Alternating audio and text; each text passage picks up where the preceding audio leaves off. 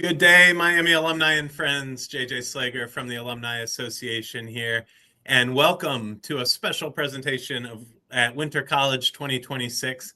I'm so excited to be joined by Sarah Larson, professor in political science, who I'll introduce briefly, for a special presentation. Miami Presents Follow the Money Inside Local Government Budget Decisions. So we will get to that exciting topic quickly. Before that, I want to say thank you for joining us for Winter College. This is the 6th year that we're doing programming for alumni and friends online throughout the week. And we're glad you joined us for this topic. Hopefully you saw some of the other things coming up this week. Tomorrow, every day at noon, we have a lecture from a professor on campus. Tomorrow is Germany's military then and now with Professor Eric Jensen out of history. And then there's also a bourbon tasting tomorrow night if you still want to join in on that. And then you can see the rest of the schedule on our website there. So without further ado, then I'll introduce Sarah Larson. And by the way, we are happy to be joined today by alumni from the classes of 1965 all the way to 2025. So 60 years worth of alumni and also friends, parents, and faculty and staff joining us. So thank you for being here. And Sarah Larson is an associate professor of political science at Miami University. She's also a Miami University alum, class of 2007. We're so glad she's back in Oxford and teaching on campus. And so she's going to be joining us to talk about some local government. As you know, we took questions at registration. We'll ask a couple of those at the end, and then we'll also take live questions. So please feel free to use the Ask a Question button as we go today. Sarah, so glad to have you. Thanks for being here. One other thing I want to mention before we get started is we have the Political Science Centennial Fund that we are happy to have people contribute to, celebrating 100 years of the department on campus, which was last year, I believe. But can you tell us a little bit about what the fund means to you and where it stands? Sure. So as an alumnus of the department, the fund and providing scholarships for future generations of political science majors that are coming to Miami University, that are coming to Harrison Hall, where I'm located right now, is highly important to me. And we're really close to getting the scholarship fully endowed. And so we're just looking for those last couple dollars to get it over the edge, so it's endowed and able to provide scholarships going forward for hopefully the next 100 years of students coming into the Department of Political Science. And it would be great if we could get it endowed through this lecture. If this is the day and the time, we can mark it off and say, we endowed it, it's set, and it's ready to go for the next 100 years. I know my department chair would be very happy if I was the person to bring in the funds for that. I like it. We're just turning it straight into a telethon. Let's go. The phone lines are open.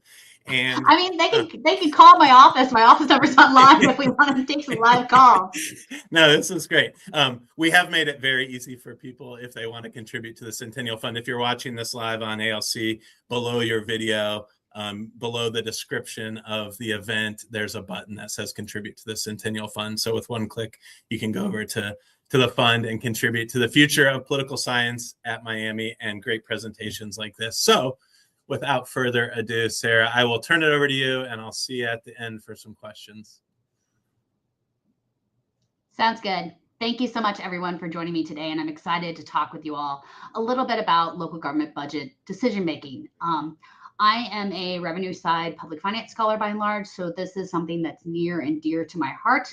We're going to be talking a little bit about sort of budgeting, why governments need to engage in budgeting, and then we're going to pivot a little bit into sort of police budgeting, so budgeting for police expenditures at the local level. And then we're going to broaden it back up to how various municipalities in the state of Ohio make budgetary decisions. So how do they elect to spend the tax dollars that they're collecting in through revenue in government cases?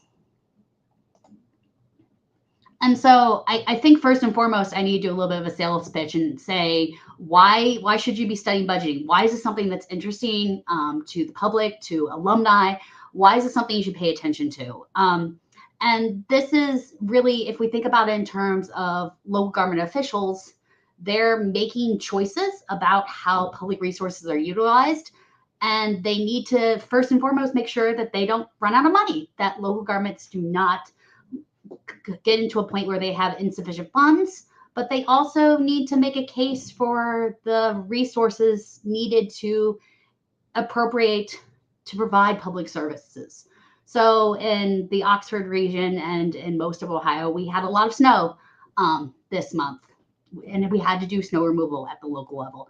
And we had to make a case for both why they needed the resources to remove said snow and how they're operating in the public trust. So the public's trusting them to show up and remove said snow.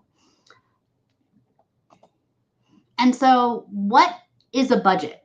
I know basically everyone budgets to some degree.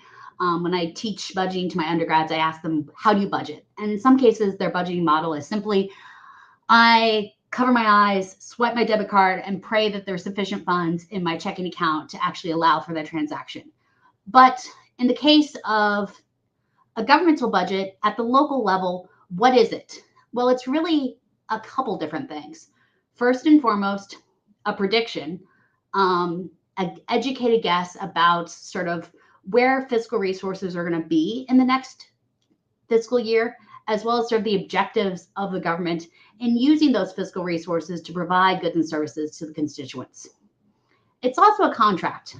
It's the government coming in and saying, this is what I'm going to do with your tax revenue dollars over the next fiscal year, as well as a process. And so I like to think of a budget as both a static item, i.e. a snapshot at a point in time, but also a roadmap, a process.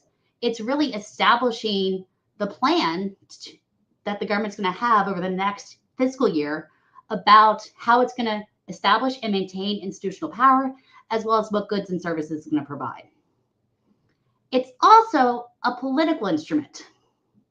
And so if we're thinking about a budget through a political lens, it's both a statement of the preferences of the individuals in power, in many cases, the executive in power at the local level, so the mayor or the city manager, as well as the intent of that executive in terms of what they want to do, what their priorities are, what their goals are over the next year. And finally, as citizens, it's really a tool that you can use as a check on the power of your local government. It's a way to provide a means, if you review the budget, to ensure accountability of the local government. It's telling you what they're going to do, what they plan to do, how they plan to spend your tax dollars. And it's a way to sort of allow you, if you read it and look through it, to ensure accountability. You can go back and say, well, did they actually do that? Did they take the budgetary goals, the things that they wanted to do, and spend the money in the ways that they wanted to? And so the area of local government budgeting that we're going to focus on today really is public safety. And so why explore expenditures for public safety? Why drill down to how local governments spend their money on public safety? And first and foremost, this is extremely important because it's in many cases the largest share of governmental expenditure at the local level. It's a thing that the local government's spending the most money on. And so, for example, if we're looking at Little Rock, Arkansas, 35% of their budget for 2016 was in public safety.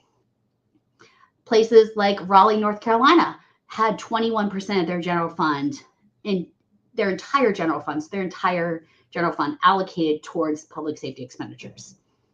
In addition, above and beyond it simply being largely a local government function, a large share of their expenditures, it's also been something that's come up recently in the news as sort of concerns about citizens and about how we're spending money at the local level. And so the Black Lives Matter movement raised concerns about sort of both police behavior, but also how departments were funding. And so many municipalities throughout the US, Austin, New York, Minneapolis, and Seattle, all cut their police budgets in direct relation to the Black Lives Matter movement. And Albuquerque, New Mexico took a step further and actually dispatched social health workers and behavioral health specialists to situations involving persons experiencing mental health or substance abuse crisis as a result of the Black Lives Matter movement, thereby potentially altering or changing how they're allocating their expenditures for public safety. And so we really need to think about how both the political, social, and economic landscape has changed in terms of how we think about local government spending for public safety and what is really influencing it. So what factors are driving how local governments make decisions on how they're going to spend money for public safety? And so looking at it through an academic research lens, this research is relatively dated. Most of it's either from the 1970s through the 1990s, and it really goes in two waves. The 1970s wave focused on sort of the sociological factors that were being seen, as well as rising crime that was happening nationally during that time. And so that was sort of looking at how is the crime, so the external factors to the local government, the crime that's happening on the ground, impact their police budgetary allocations. The 1980s and 1990s literature really shifted to the role of collective bargainings, unions, and labor organizations in both police salaries and benefits, but how much the police are receiving in both salaries and benefits are going to directly impact how much local governments are going to be allocating or spending on public safety. And so this is really trying to answer two research questions. First and foremost, how do sort of the internal management components of the police department, so things like the number of officers, the presence of a collective bargaining agreement, the presence of a labor union, the presence of accreditation, impact or influence local government expenditures on public safety? And then second, how do these internal management components, so the things that make up the police force in the local government, change or alter in concurrence with external crime factors?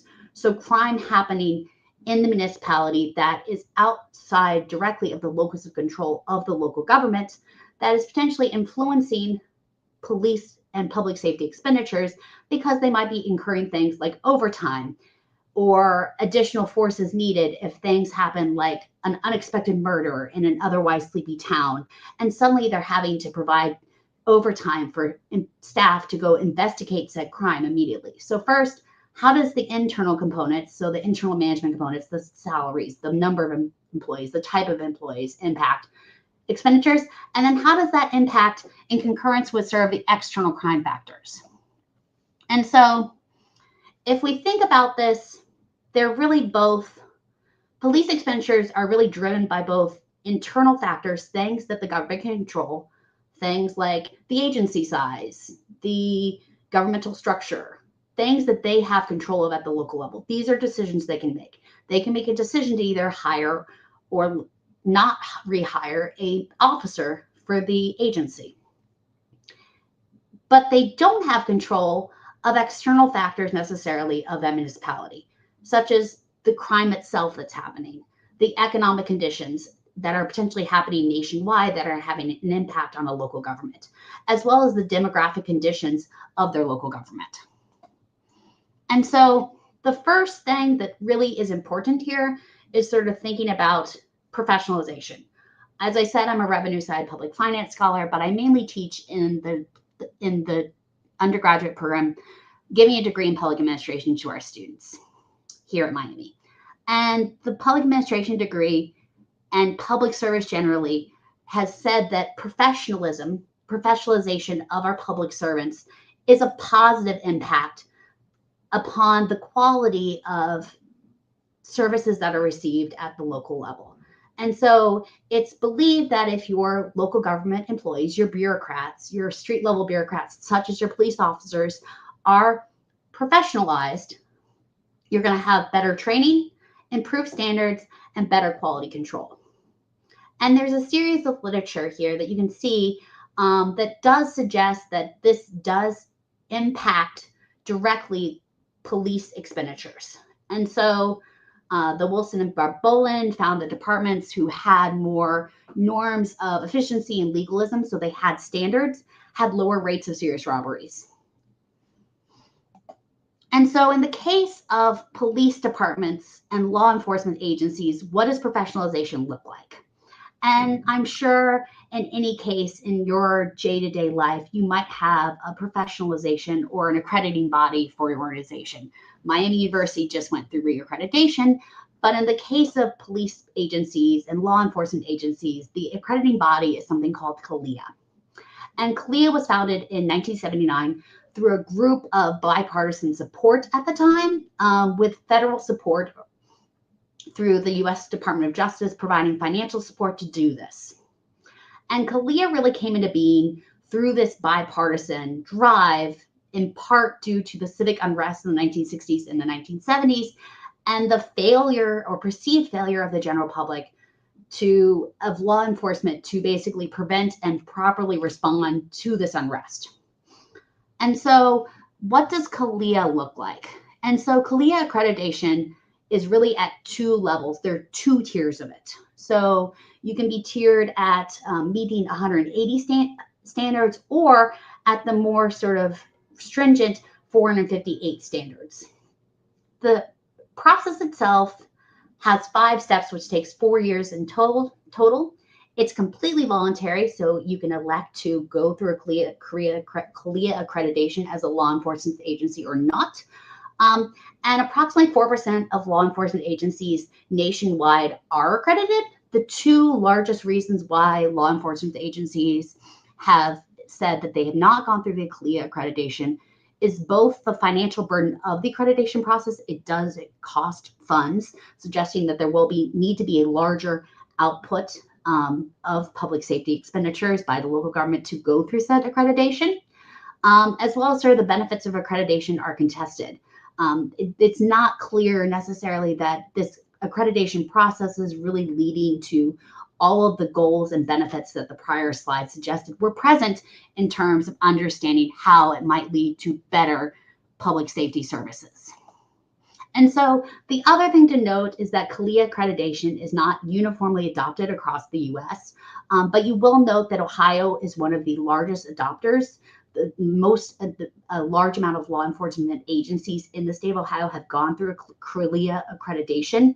The second largest state is North Carolina.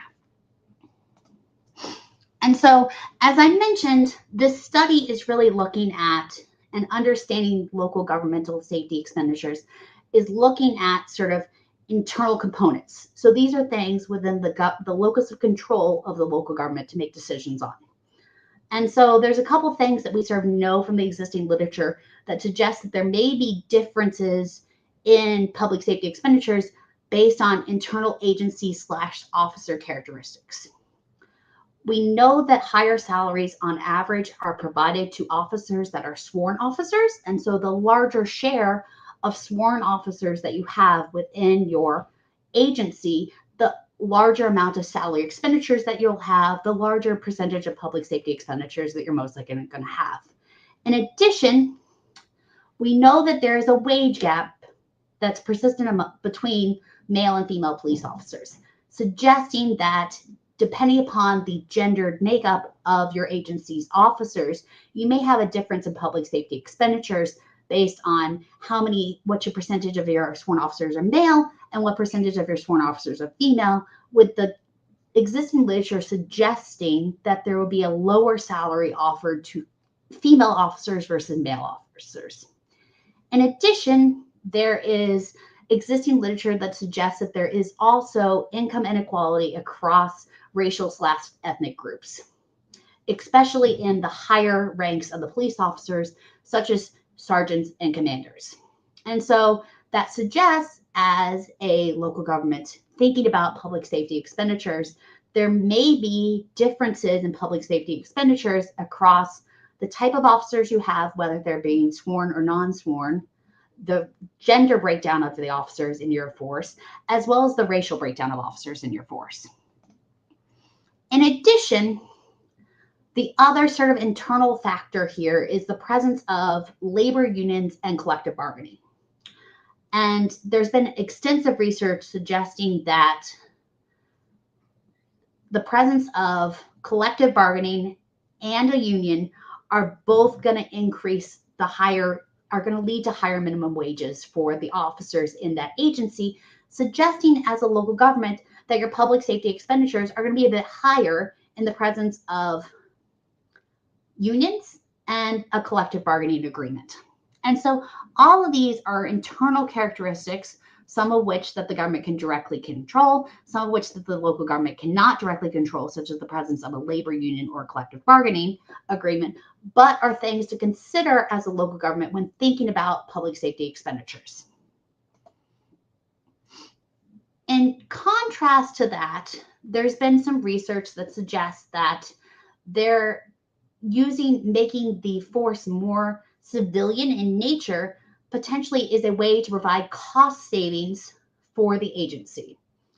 This is sort of one of the tenets of the Black Lives Matter movement that came through, suggesting that if you provide civilian officers, so officers that are not carrying a gun, that potentially are there to help in roles such as traffic safety after accidents, safety at schools when schools are letting in and out for purposes of buses and getting parents in and out of parking lots for schools, is going to potentially allow for better outcomes. And it's also going to lead to cheaper and cost savings for the local government and for the agency itself, because they are not potentially part of the collective bargain or the labor union. So we thought through several of those sort of internal drivers, things that the government directly has control over or does not necessarily have directly control over, but is tangentially related to the internal makeup of the police force. So internal drivers that they have control of are the number of officers, the type of officers, the civilian nature, non-civilian nature of the officers. The internal but not necessarily control of are the things like the labor union, the collective bargaining agreement. But we also have external factors. And the external factors are the crime itself. Police spending, we know, is largely reactive to these external factors. So things that happen, crime sprees, additional waves of crime, emergencies, are not in the control of the local government itself. These are external factors, but do drive police budgetary expenditures at the local government level. And so there was a series of research, mainly in the 70s, that found that if there was a past presence of criminal activity, so if criminal activity happened in the municipality in the past, that police expenditures rose at the local level in response to this. And this makes perfect sense if you think about it. How are you going to help keeping your citizens happy? We talked about one of the tenets of sort of budgeting is public safety, is providing this contract, this ability to have a check and balance with your government. And that part of it is political in nature. And so if your budgetary decisions are political in nature, one way to sort of keep your citizens happy is to say, oh, you have a rise in crime. I'm going to allocate additional funds towards police cruisers, additional routes, additional times where they're going to be out in the public to hopefully decrease the crime and increase public safety and overall positive sentiment of the job that the local government's doing for its citizens. And so just as a friendly reminder, I'm really trying to answer two questions here. How do the internal management components, so the things that are mostly within the governmental control, influence public safety expenditures? And then how do those sort of act with the external crime factors? And so now we get to the fun part, the results. But before the results, just real quick, where did the data come from that I used to sort of analyze this? It came from three main sources. First, the Law Enforcement Management Administrative Statistics, which is a survey that's given out to local government law enforcement agencies every 4 years. They have the option to fill this out. This is not a required survey. And so to give you sort of an idea of ballpark of how many agencies or municipalities filled out the survey for 2016, roughly a quarter of U.S. municipalities throughout the U.S. completed the full survey for 2016 in its entirety. And so that 25% does hold constant throughout. There's slight variation in the response rate every 4 years, but in general, it's roughly around a quarter every single time. The crime data came from the FBI Universal Crime Reporting, which is reported monthly and then had to be converted into annual figures. And then finally, looking at that accreditations as a measure of professionalization, so that CALIA accreditation, this allows for sort of the first year of accreditation, and then potentially if they lost accreditation, the reaccreditation every 5 years. CALIA accreditation is not one where they simply rubber stamp you every 5 years saying, oh, you met it again, we're good to go. Once you have it, you keep it. The default here is actually once you have it, you lose it, and you have to re-earn it. And so what did I find? What did the study find? And so the study found, first and foremost, that things such as the CALIA accreditation and the collective bargaining agreement are leading to higher operating budgets for public safety, completely in line with the prior literature, suggesting that collective bargaining and CALIA accreditation are both going to lead to larger amounts of public safety expenditures. However, my findings on sort of the internal agency characteristics, so those that are within the locus of control of the local government, so things about the agency, the officer makeup of the police force there, were mainly in opposition with the existing literature. First and foremost, and in line with existing literature, a higher percentage of full-time sworn officers, in opposition to existing literature, a higher percentage of full-time sworn officers leads to a lower operating budget. This is an exact opposite of what we expect. We expected that if you had more full-time sworn officers on your police force, they would require higher salaries. And as a result, that would lead to larger operating budgets being necessary for the police force.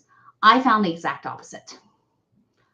I also, in opposition to the existing literature, found that a percentage of female, so the percentage of your police force that is female, and a percentage of your police force that are male officers that identify as minorities, also lead to higher operating budgets for the police force. This is, again, in exact opposition to what the existing literature suggested that we should find. And then sort of the one caveat to that was the higher percentage of overall female officers, so regardless of them being of minority status or not, led to a lower operating budget, but that is in line with existing literature, suggesting that there is potentially a gender-based difference in salary expenditure, but that may not be holding true for racial ethnic minorities. In terms of sort of the civilization, so the providing civilly nature to the police force, so civilian officers, this found to actually increase the operating budget, which is exact opposite of the argument that it's sort of a cost savings for the agencies when civilian employees are used in roles formerly occupied by sworn personnel. The thought process here is that due to the presence of collective bargaining agreements and labor agreements, the addition of these civilian officers may not be in roles formerly occupied by sworn personnel, but rather in addition to that provided by sworn personnel, because they're not potentially being fired or let go due to collective bargaining agreements. And so to make the agency appear more civilian in nature, they're hiring additional personnel, which is leading to higher operating expenditures for public safety. And then finally, the external crime factors. So the existing literature said that budgetary allocations, how we spend money, public safety expenditures are highly reactive to crime. Specifically, crime happens, we're going to up our budget in the future to respond to said crime. I did not find that. And the one exception to that I did find was that the presence of a higher amount of robberies over that year does lead to an increase in public safety expenditures. And this potentially is due to sort of the robbery report requirements by insurance agencies for purposes of collecting funds that are lost during the robbery. And so thinking about sort of robbery locations overall, in 2019, the vast majority of these were happening in a variety of locations. In particular, we're going to see them in the street / the highway itself, commercial businesses, residences, and as well gas or service stations. And so in many cases, if this is happening on a street / a highway, so someone is robbing you, i.e. there's a usable weapon involved in the removal of someone's personal property, this is suggesting that perhaps insurance agencies are requiring a police report for purposes of providing funds back. And so as a result, this is potentially leading to increased public safety expenditures because they're having to send an officer out to do a police report on the robbery and investigate it for purposes of keeping the insurance agencies happy. And so I sort of want to pivot now to, we understand a little bit about what's driving public safety expenditures broadly at the local level, but what do these findings mean in sort of the broader context of local government budgeting? So if your municipality is having a series of robberies and that is leading to increased public safety expenditures, what does that mean for the broader context of local government budgeting?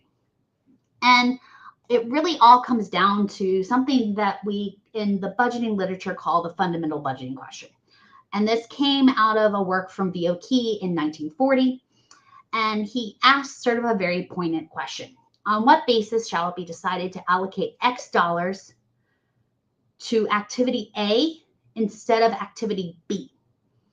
And I think that there are really 3 key points there. First, there's a decision of how money is going to be allocated, a dollar amount. So how much am I allocating for said thing? And I'm allocating it to one activity instead of a different activity. And the assumption here, the underlying assumption of the fundamental budgeting question, is that there is a limited pool of resources. And so any budgetary decision has to be made in the lens of, I can only allocate X amount of dollars in total, so I have to prioritize how I want to spend my funds, how I want to allocate my local government dollars. And so if potentially you're allocating additional funds for public safety, what is not being allocated for instead? Or how do governments think about answering this question? How do governments go through and decide how to answer the fundamental budgeting question, where to allocate dollars, and how many dollars are going to be allocated to each activity? And so I really think that that goes to the larger role of what is the function or the functions of the budget broadly at the local level. And there's really 4. First, control. Second, management. Third, planning. And then 4th, accountability. And I think the accountability is the most important of these. The accountability is through the providing of a formal, transparent plan. The budget is a plan. It's the local government telling you how it's going to both raise revenues and how it's going to spend said revenues through expenditures on various items. So how is it going to be raised? How is it going to be allocated? How am I going to divide it up and answer that fundamental budgeting question? And then how is it going to be spent? In addition, it's also a planning tool. It's a way to look at what programs are you providing at the local level, such as public safety, which is a key local government service that most local governments throughout the U.S. provide, and how we consider choices within that and consider that towards an objective or goal that we have for the various programs that are being provided by local government. So what is the goal of public safety at the local level? Is it reduction of crime? Is it increased public safety? Is it better relationships between the police force and the citizens? What is the goal there? Part of the budget is planning for that. And so to sort of give you a flavor of what this looks like, we're going to look at 5 different cities in Ohio. First and foremost, Oxford, which for the alumni, the parents, the friends of Miami is going to be a city that is near and dear to all of our hearts, and is actually where I'm located right now. The second being Portsmouth, Ohio, which is where I'm from. I was born and raised in Portsmouth, so let's talk about my hometown. And then 3 major cities in the state of Ohio: Cincinnati, Dayton, and Columbus. And so let's look first at Oxford and what their objectives are in terms of how they think about how they're going to answer the fundamental budgeting question. And they are using a comprehensive plan that they've established as the city council to sort of outline 8 elements that guide all of their objectives in terms of their budgetary spending and their action items. And those are community well-being and culture and recreation, economy and housing, land use and development, mobility, sustainability, and finally their utilities. And they really have within their budgetary plan a financial and investment policy. And the first thing that they're concerned about is the safety and security of the city's funds and investments. Second, the preservation of capital and protection of the principal. So they're concerned about the capital that they have within the city, the buildings itself, the roads, the maintenance of sufficient liquidity to meet sort of operating needs. So they want to make sure that they have enough liquidity in their budget to meet operating needs, diversement of investments to avoid unforeseen risks. And then finally, they want to make market rate of return on their portfolio, their investments that they're investing, their tax dollars that they're investing, to allow sort of within the above constraints that they're really concerned about, things like the safety and security, the preservation, and the maintenance. And so the strategies that Oxford takes, and their goal is a balanced budget, is to improve productivity by reevaluating expenditure requests, to seek assistance to support programs from outside sources. In some cases, that is Miami University itself, through shared public services that are used by both the campus and the City of Oxford residents, such as the fire department. Improving revenues through the establishment of new service fees or increasing existing service fees. They want to seek to increase property taxes. And then finally, to reduce or eliminate services that they're providing that are potentially not in line with the goals and desires of their citizens. In contrast, the City of Portsmouth is doing something different. And so the City of Portsmouth is really using a master plan to guide budgetary allocations through the prioritization of goals. And those goals are really 2 things. First and foremost, to mitigate current and future risk by maintaining some form of reserve fund. And then second, the City of Portsmouth has a levy on the Ohio River that allows for the blockade of the Ohio River when it rises, so the city does not flood. And there needs to be, and their second goal here is a minimum operating balance for the flood defense levy fund, i.e., we've got to keep the levy in good capital shape. And so one of the things we have to keep in mind here is that we need to keep that flood defense levy at a minimum level to allow it to have necessary funds to improve the capital going forward, i.e., the levy wall itself. It needs maintenance, it needs repair, and that all costs funds. And so really their goals are set funds to balance those 2 goals. One, I got to maintain my reserve fund. And second, they want to have enough funds to maintain the capital infrastructure that the city has, in this case, the flood levy. And that's very different from the City of Cincinnati. And the City of Cincinnati is doing something a little bit different. They are engaging the citizens within the budgetary process.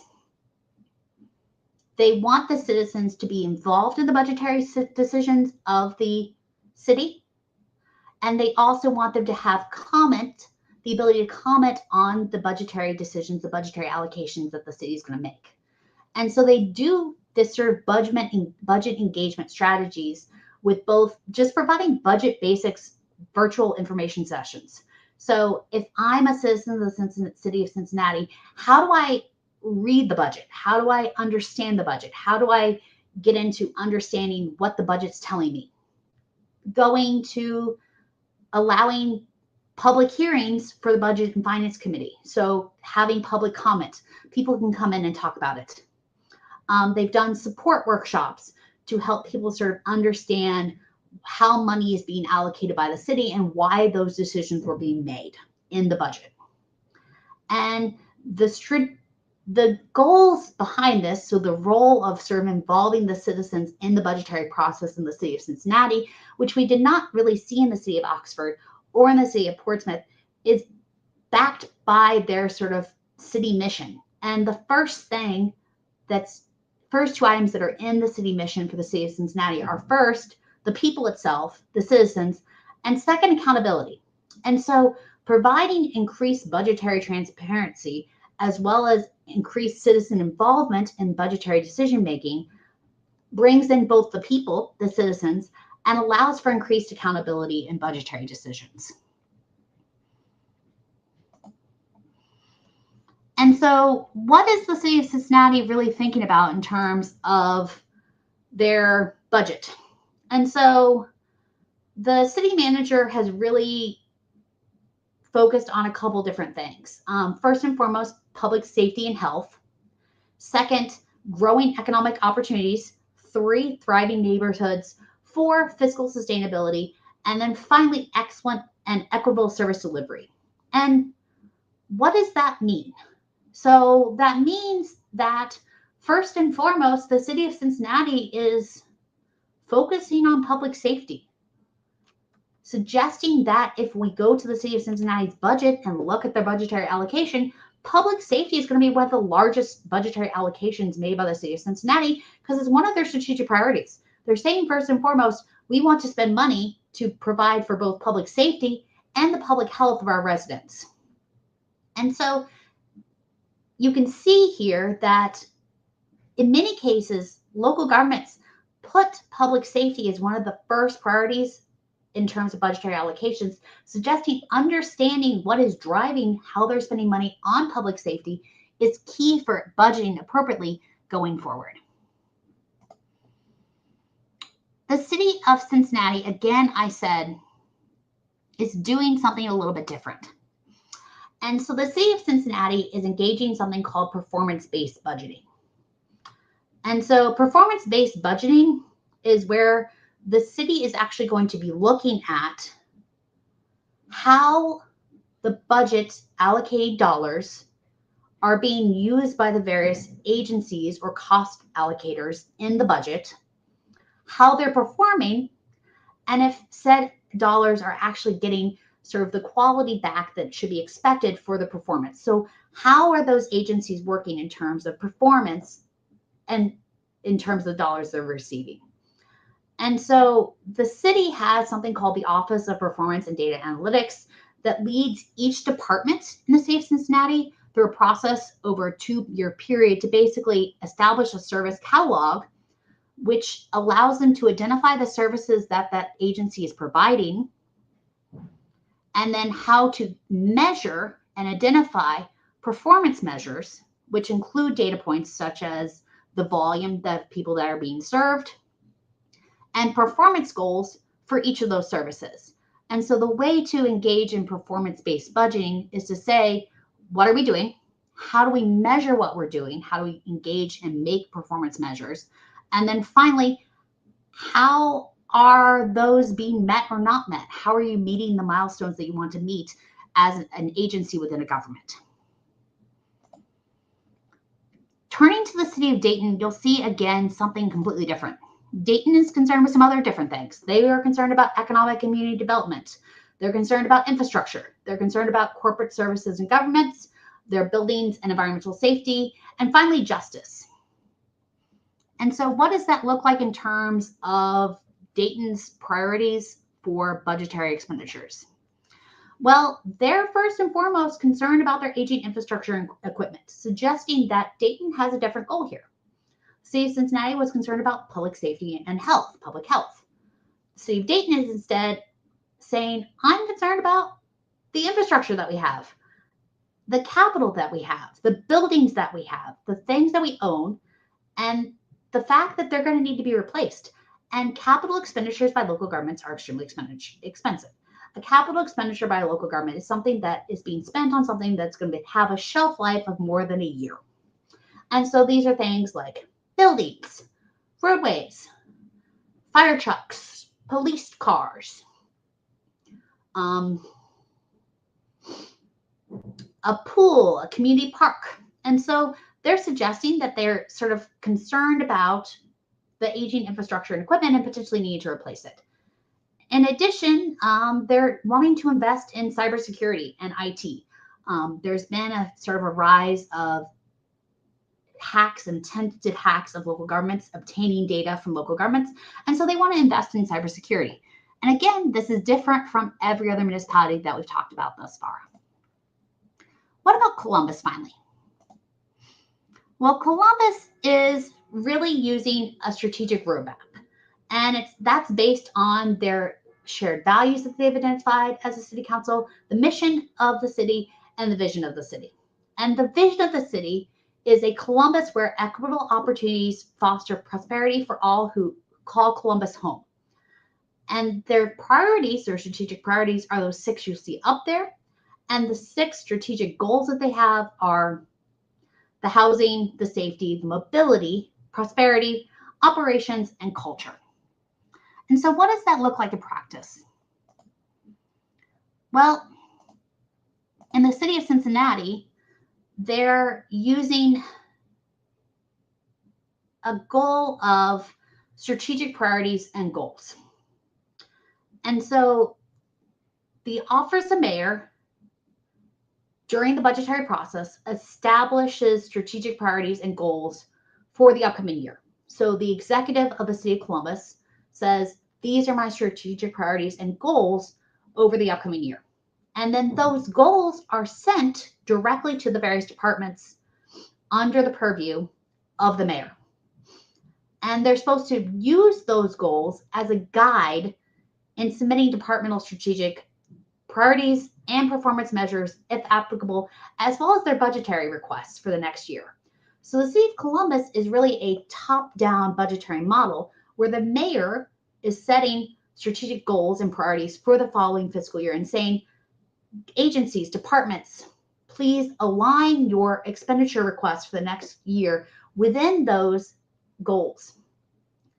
And so because of that, the city of Columbus's budgetary allocations and goals can change year to year because it's being driven by the goals or strategic plans of the executive, suggesting that there might be a bit more political nature in the budgetary process in the city of Columbus.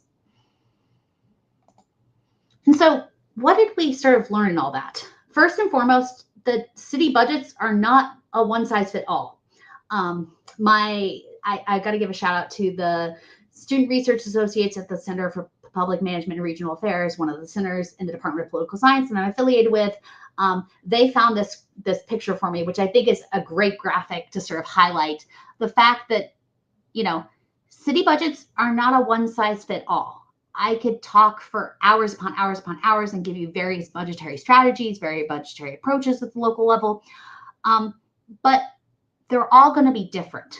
And so one of the ways to be a good citizen, a good consumer of, being of what's going on in your local government, how they're making budgetary decisions, is to determine how they're going through the budgetary process. Are they engaging with the citizens, such as the city of Cincinnati? Are they more an executive top-down driven model, such as the city of Columbus? And so even similarly sized cities can have vastly different budget priorities, but understanding where public safety potentially rolls into that and how internal versus external decision drivers of what's going to be spent on public safety is vitally important for all local governments throughout the U.S. And so every municipality that we talked about had its own method for prioritizing certain budget decisions. And you can read all of those out there. They're all different. And that's the key point here, is that each municipality, regardless of size, has very different methods of deciding how they answer the fundamental budgeting question. They're all different. It's not, maybe it's community impact, maybe it's the goals of involving the citizens, maybe it's the strategic roadmap of the city of Columbus. And so they're all different. It's learning what is that model for your municipality to better understand it.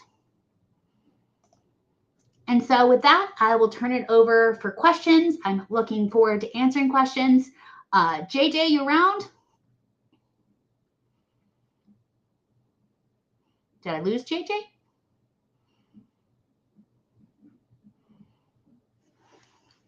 Hey, JJ. I can't hear you.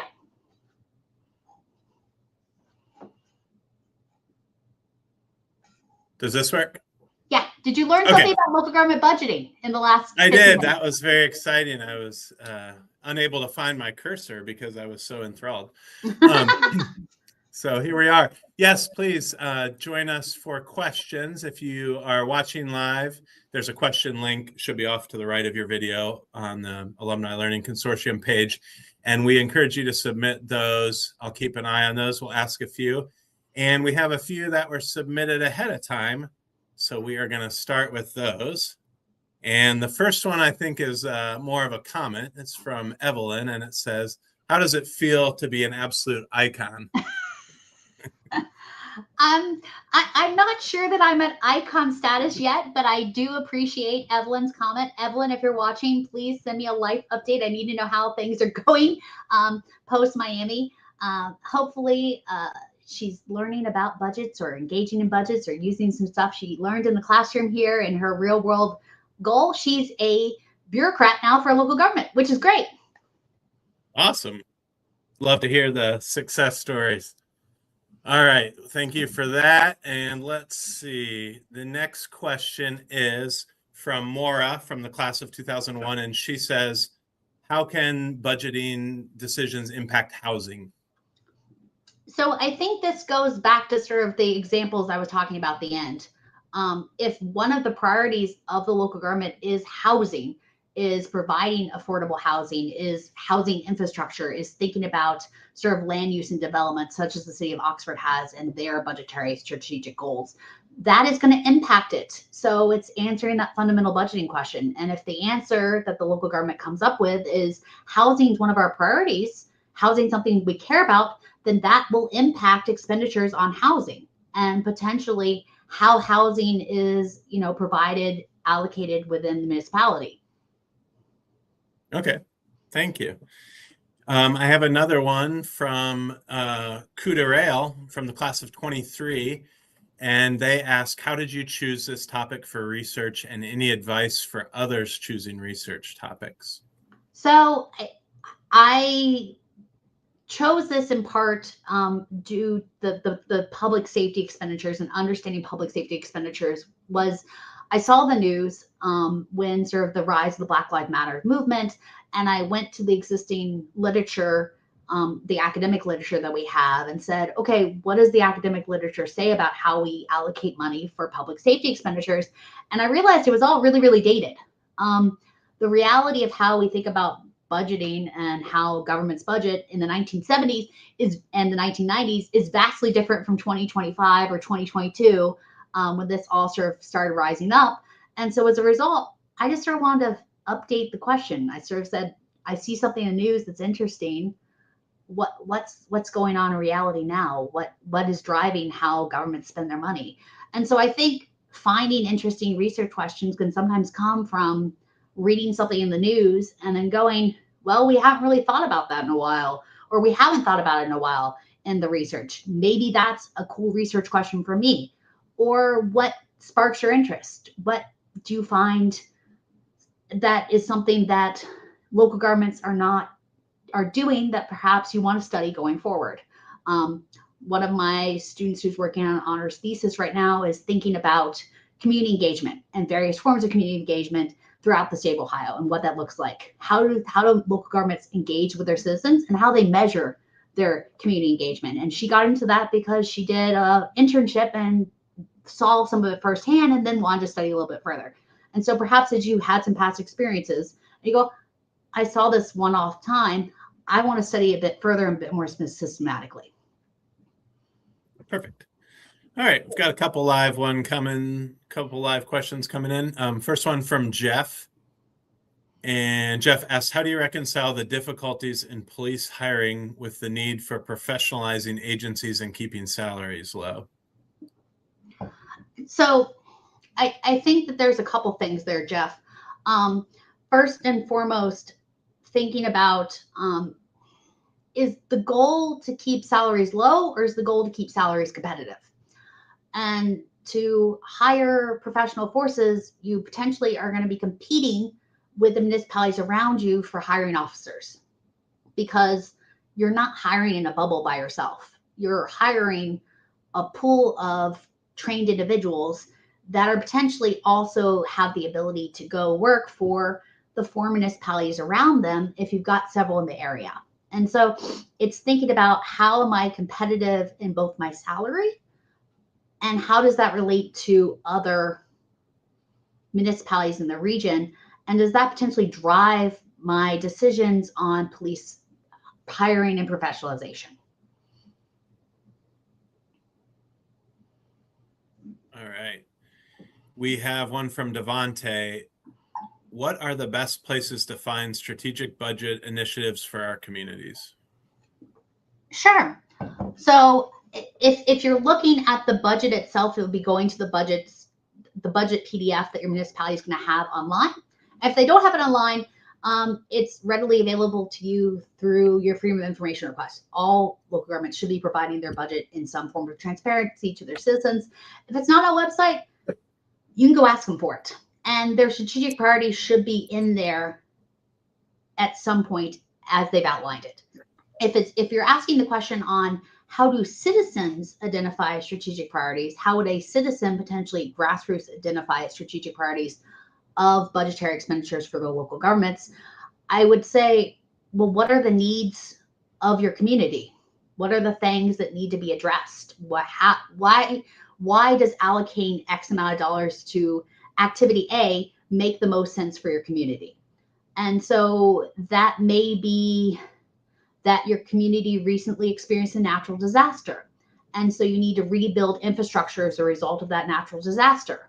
Or perhaps your community is going through a series of crime right now, and perhaps additional forces patrolling the street might quell said crime wave.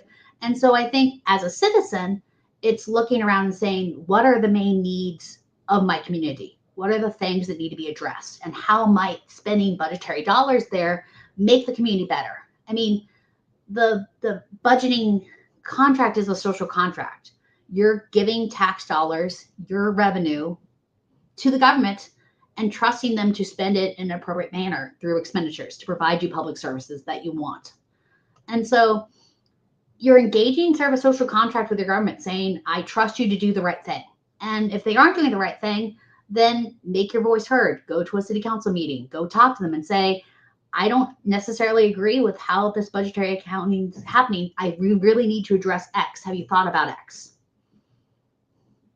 Awesome. Did you notice any lack of transparency in your research? Is there a need to sometimes be pushy to see these things?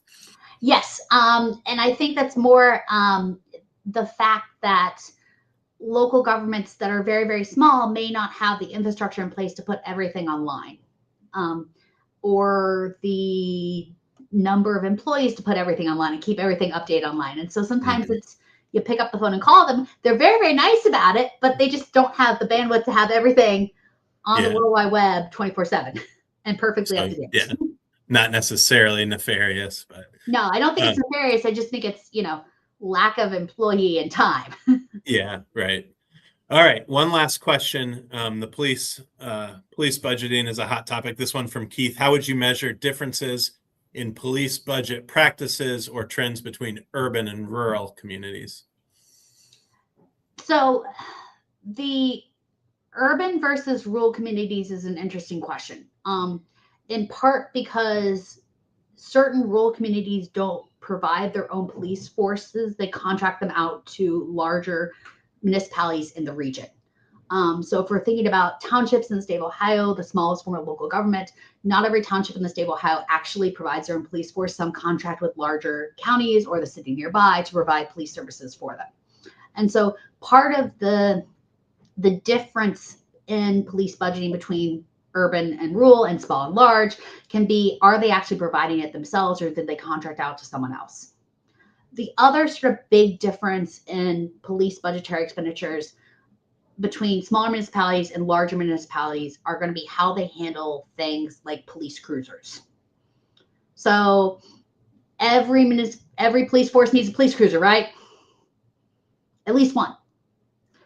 And in some cases, local governments, and such as a very large local government, New York City, puts their need to replace their police cruisers as part of their budget that they do every single year. So they know they're gonna have to buy at least new police cruisers every single year.